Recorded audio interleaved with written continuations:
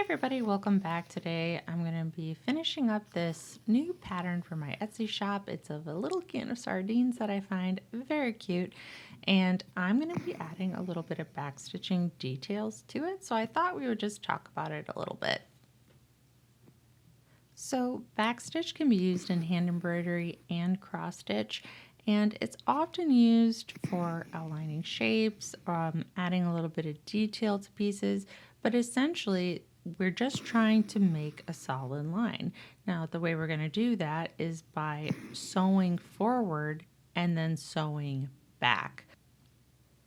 So I've moved my needle up a little bit. I'm going to pull that through, and then I'm going to go back to the end point of the current line that we have, and that's going to continue it. And then you just do the same thing over and over again until you have the length that you want.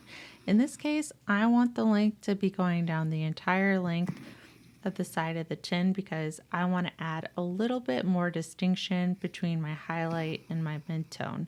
So I'm using a darker shade to create this outline of the sardine tin. Now as I pull this back, you can see I've done the outline on the two top fish, and they're much more distinct than the fish on the bottom. So I'm going to continue with the back stitch on this last fish. Now, if I didn't want to do this for this type of project, I would probably make the background of the sardine tin a much darker shade. Probably the shade that I'm doing the back stitch in right now, I would make those cross stitches. So that way I would get a lot more contrast between the fish and the back of the tin.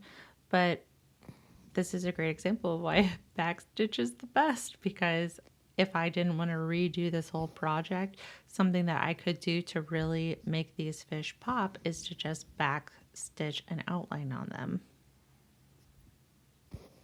And again, this will vary from project to project. There are some cross stitch pieces that I really like just the cross stitches on, and some I really do think benefit from the pop that a backstitch in a contrasting color will give it. But it really just depends, and it is partially personal preference and partially color choices.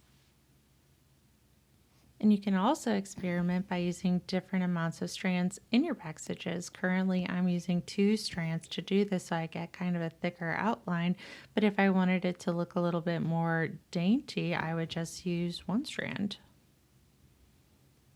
Now, my biggest tips with backstitch would definitely be waiting until the end of the project to actually do the back stitches. As you can tell, I've already filled in the entire project's cross stitches, and then I'm going back in and outlining on top. I really think that this creates a cleaner look. It's easier to see and to make sure that you haven't made a mistake.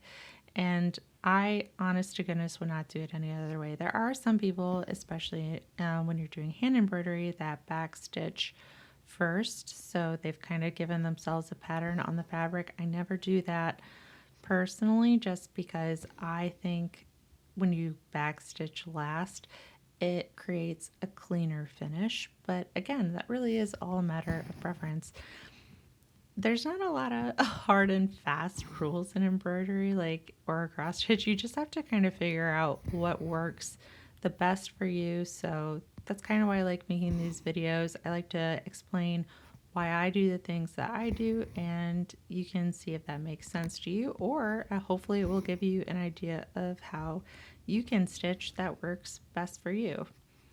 But I am all done with these little sardines, and I am so happy with them, and I love the back as well, so I thought I would show that too. But yeah, thanks for watching.